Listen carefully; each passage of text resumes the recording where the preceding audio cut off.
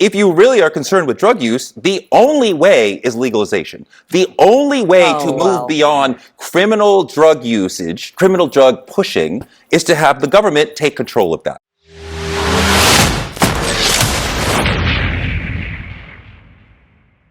Hey guys, welcome back to the show. We've got a lot of things to discuss today. We've got a lot of breaking news, not just here in the United States, but around the world. We've got things taking up in Venezuela. Everything's intensifying there, so we're going to go ahead and give you the latest news on that. A mayor was just murdered in Mexico by the cartel, and I anticipate a lot more is going to happen as the cartels intensify their pressure as the Trump administration places more pressure on them. We're also going to discuss President Trump's lawsuit against the BBC and tackle the affordability issue here in the United States. So let's go ahead and start with Venezuela. As I told you guys previously, Secretary Noem was just in Ecuador, where she viewed a military base that we previously had before, checking out its condition to see what it needs in order to be reopened.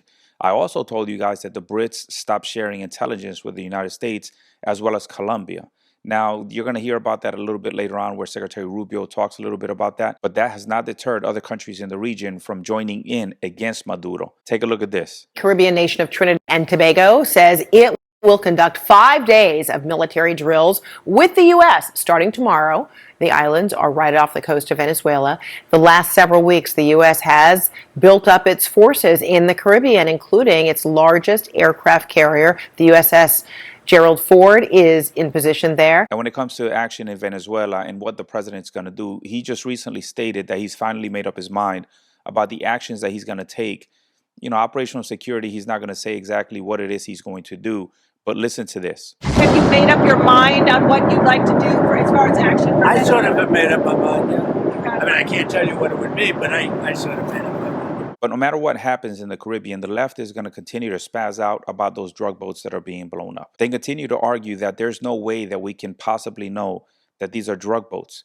I'm telling you, we have the intelligence assets to identify, get positive identification to ensure that these are drug boats, that these are indeed drug runners. But no matter what happens, there are still going to be people that continue to question our actions abroad. Listen to these two panelists discuss on what they believe we should do to these drug boats, and then listen to the other one saying what he believes we should do about drugs here in the United States. Why don't we cut off the supply chain in the waters before it even lands on U.S. soil? Well, What's wrong with that? You do that with law enforcement. Yeah. I've overseen these operations before. If you have the ability to lawfully intercept a boat, the laws of proportionality say you go with the least destructive measure. This is not warfare. This is not a battlefield. We didn't launch an airstrike at Jeffrey Epstein's condo. He was a criminal. He was a pedo. He did bad things. No, you go arrest that person. Those boats are very easy to intercept. I've watched the Coast Guard intercept those boats. This is an outgrowth of the war on drugs, which we lost, which we see does not work. We cannot police our way out of it. If you really are concerned with drug use, the only way is legalization. The only way to move beyond criminal drug usage, criminal drug pushing, is to have the government take control of that, right? Tax people, have it moderated. If we'd done this show in 1920, I would have said, we should legalize liquor. And you would have said, that's insane. We can't do that. We have done that, and we are fine as a society. So you guys heard that right. He's talking about legalizing cocaine. He's talking about legalizing fentanyl. He's talking about legalizing all types of drugs that do tremendous damage to the American people. But let's go ahead and just move away from the clown show that is some of these people that you hear on TV. Maduro continues to make a plea to the American people, hoping to put political pressure on President Trump. He continues to plead to them to help him out, to tell the president not to engage in any type of kinetic action against the country, but that's not going to work. And his pleas continue to get more desperate and desperate. So listen to him in his latest plea to the American people. It is to the people of the United States that I speak to at this moment, before these 100 jurors from 34 countries, to say, stop the insane hand of those who order bombing, killing, and bringing war to South America, to the Caribbean. Stop the war. No to war. None of that is going to work. I'm going to tell you guys right now, none of that is going to work. Secretary Rubio is spearheading this thing, and he's not going to fall for what happened in the previous administration, where we cut a deal with Maduro. And the deal was we let go of a couple of his nephews who we had in our custody. We let go of one of his henchmen, and in return, he promised to hold free and fair elections, and that didn't happen. And he still held on to power. So none of that works. Listen to Secretary Rubio talking about that now. There's an illegitimate regime that's basically a narco-trafficking organization that's empowered itself. By the way, many of the countries represented here at the G7 don't recognize the Maduro regime as a legitimate government. So I don't generally respond to what they're saying. Suffice it to say that the problem we have is that the senior leader of that regime, of that illegitimate regime, is also indicted in the United States in the Southern District of New York on drug charges. And unfortunately, the Biden administration, both of his nephews were convicted of drug trafficking in the United States, and they were sitting in jail serving their federal sentences when the Biden administration pardoned them and released them, along with Maduro's bagman, Alex Saab, who was also in U.S. custody awaiting trial, released them as well on a promise that he would hold free and fair elections. So the Biden administration got snookered. I'm telling you guys right now, Secretary Rubio is closely advising President Trump, and he's not going to let the Maduro regime get away with what they have done in the past.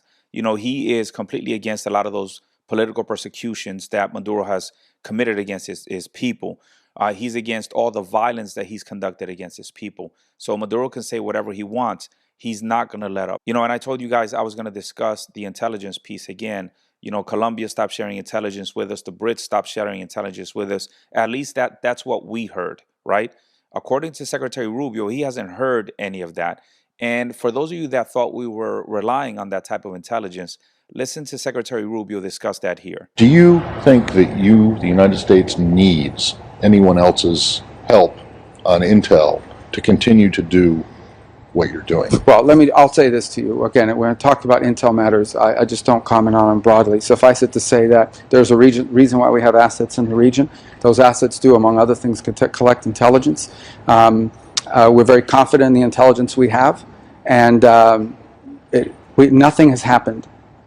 Nothing has happened in this entire process that has impeded our ability to identify drug boats and strike them. The UAS and intelligence assets that we have in the sky, in that region, in that area right now, can give us everything that we need. At the point that we're going to need more intelligence is if we start those ground-based attacks. And that's not going to be by us. That's going to be by the opposition. We are going to rely on the opposition to give us the intelligence that we need so we can coordinate, surgical strikes on targets within the country and minimize any type of collateral damage. As a lot of these countries start to pull away, the Brits, Colombia, and I already discussed why Colombia is pulling away, I truly believe that Petro is complicit in the production of cocaine, 70% of the world's cocaine that's happening in his country. But as those countries pull away, countries like Ecuador, countries like Trinidad and Tobago, those countries are pulling towards the United States to assist them in ousting Maduro. And I think there's a lot to be learned from a lot of those other countries in the region, especially from President Bukele in El Salvador and what he's done over there to get rid of the drugs in his country, to get rid of the narcos in his country. He's absolutely cleaned that place up and has made it one of the safest places in Latin America. I think eventually what's going to happen is the people from within these countries are going to demand change, just like the people of Ecuador are demanding change. And I think Mexico needs to follow suit. Mexico does a lot of intelligence sharing with the United States when it comes to the drugs that are coming over the border. But I think that the people of Mexico are going to continue to speak out against the violence that's being waged against them by these narco terrorists within their country as well. And that violence is only going to continue to get worse as the Trump administration puts pressure on these cartels. Just recently, Uruapan Mayor Carlos Manzo was assassinated in broad daylight by the cartels as people gathered for Day of the Dead festivities. Look, I know that President Sheinbaum has things that she needs to do in order to save face with the Mexican people, but los mexicanos están cansados. The Mexican people are tired of these narco terrorists within their countries waging war against them. And I think the best thing she can do is cooperate with the United States and let the United States spend all the money. Let them invest in taking out these narco terrorists. And now let's get to our next story, which is the BBC apologizing to President Trump after putting together 2 pieces of video, making it look like he was advocating for violence. Take a look at this. We're going to walk down to the Capitol, and I'll be there with you, and we fight. We fight like hell. And if you don't fight like hell, you're not going to have a country anymore. We're going to walk down to the Capitol,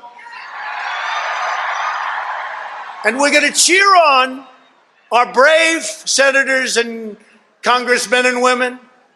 And we're probably not going to be cheering so much for some of them. As a result of this forced reporting, President Trump is now suing the BBC for $1 billion. Now, there were two people within the BBC that took responsibility for the misreporting, the Director General and the CEO, but that's not enough. President Trump wants more than that. Now, the reason why this is such a big story is because the BBC is supposed to be one of the most trusted news agencies in the world. As a matter of fact, they have a fact-checking division that's called BBC Verified, which was established in 2023. So how the heck did they put together two pieces of video that were 54 minutes apart? We as a society need to do a lot more to try to be more balanced when it comes to whatever it is that we're reading and believing. Now, the BBC story leads us to our next one, which is Katie Couric trying to get Senator Fetterman to justify Charlie Kirk's death. Now, you can't get any more left-leaning than this interview. Just take a listen to this. Did you have any issues now in hindsight over some of the things that Charlie Kirk said and some of the rhetoric he used during his life? I didn't agree with much of it. I didn't closely follow his specific kinds of views. That would never justify what's happened. I'm an absolute free speech guy, and you have the right to say these things, and you definitely also have the right not to get shot. I think the senator hit the nail on the head. I think the reason why there's so much violence today is because not enough people are debating their ideas. You know, it doesn't seem like we can just talk about the ideas without keeping personal attacks out of it. And it seems like whenever one side is losing the argument, predominantly the left, they resort to violence and personal attacks instead of attacking the idea itself. You know, we all have ideas that are contrary to other people's ideas. I'm sure people listen to me and they say, well, I don't agree with that. And that's okay. You can do that. But that doesn't mean that you need to go out there and engage in violence just because you don't believe in what someone else is saying. I think Senator Fetterman has been absolutely amazing when it comes to expressing his ideas. And the fact that he disagrees with most of what President Trump is doing, with most of his administration is doing, but he is not calling them fascists. He's not calling them Nazis like a lot of the other Democrats are doing. We don't need to engage in that type of behavior. I don't call people fascists or Nazis or compare people to Hitler. And I think that's part of why we lost our election last year. You know, I hope Senator Fetterman continues to be the voice of reason for the Democrat Party. I just don't see anybody else expressing themselves the way that he expresses himself when it comes to the political perspective of the Democrat Party. Right now, he is the only thing that's keeping the Democrat Party afloat. But right now, the Democrat Party is hurting. They don't have anybody. They need to find somebody within their party that is as eloquent as President Obama was. So let's move on to our next story, which is affordability here in the United States. Now, in the previous videos, I showed you how President Trump was calling affordability a con job and a hoax by the Democrats, and how he was kind of out of touch when it came to the pain that the American people were feeling at the grocery stores, at the gas pump. But now it seems like people around him have advised him that it's something that needs to be addressed. Listen to this. President Trump saying he'll reduce tariffs on some imported foods, a way to lower grocery prices as he's faced pressure over the cost of living. Garrett Haake joins us now. And Garrett, this all happened in an executive order moments ago? Yeah, Tom, that's right. This order exempts hundreds of products from the president's so-called reciprocal tariffs, a move aimed at lowering grocery prices. It impacts imported agricultural products, things like coffee, tea, bananas, other tropical fruits. The move comes as the White House has completed more trade deals, but also as President Trump has faced significant pressure to keep campaign promises to lower prices. I think this is a great first step when it comes to affordability. Unfortunately, there's a lot more that needs to be done. Only 30% of Americans believe that President Trump is fulfilling his economic responsibility to this country. 1 in 4 Americans is living paycheck to paycheck. Listen, I know President Trump is trying to make life a little bit easier for people here in America with that $2,000 dividend check. Listen to this. We're going to issue a dividend to our middle income people and lower income people of about $2,000. And we're going to use the remaining tariffs to lower our debt. We're going to be lowering our debt, which is a national security thing. Now, I know a lot of people are hoping for that reprieve, that $2,000 check, but I think there's a lot more complexity to this situation right now, the affordability piece and tariffs. Right now, the United States has collected around $300 billion in tariffs. If we give out those $2,000 stimulus checks, that's going to cost us about $600 billion. That means we're going to be about $300 billion short. That means that there's $300 billion that we're going to add to our national debt. And that's assuming that if you make $75,000, you'll get the check, kind of like the COVID era stimulus checks that went out, $75,000 for a single household, for a couple, $150,000. Now, even complicating things further is the fact that the Supreme Court is currently hearing the merits of the case, the lawsuit against the Trump administration's tariffs, whether they're legal or not. If they reverse that and we send out these stimulus checks, that's going to be a huge problem. That means that we're going to add $600 billion to our debt. So if I were the Trump administration, I would definitely hold off on sending these checks now and wait until the Supreme Court makes a decision. I know that's terrible news for a lot of Americans, but I think that's the best thing that we can do for the country as a whole. Another idea that President Trump is floating is a 50-year mortgage. Now, I'll tell you right now, the banks are salivating over this. Most of the payment up front is for interest. That means that for 50 years, you're going to be paying a lot more interest on these loans. And banks are salivating about this. I don't think it's worth it. But listen to Kevin O'Leary talk about what he thinks about these 50-year mortgages. This idea of a 50-year mortgage, I mean, think about it. If you're 40, which is the average age of buying a home now, you're going to be friggin' dead before the mortgage is paid off. So you're never going to own the house. I don't like this 50-year idea. You're going to pay so much interest to save $200 a month. It's not a great idea. I don't show for politicians. I've said this countless times. I think policy is what matters. This is bad policy. Not a good idea. And I completely agree with Kevin O'Leary. I think this is a terrible idea when it comes to 50-year mortgages. Adding 20 years to your mortgage just to save a couple of $100 is just not ideal. And another way that we can reduce the prices of houses right now, because they are astronomical, is to eliminate the tariffs that we have on the building materials. I think that's part of the reason why houses are so expensive right now. There's tariffs on a lot of the building materials. And if we can eliminate that and reduce the cost of the building materials, then we can reduce the cost of the house overall. Okay, those were the stories for today. I hope you guys enjoyed them. If you did, go ahead and share, like, and subscribe. And until next time, stay balanced.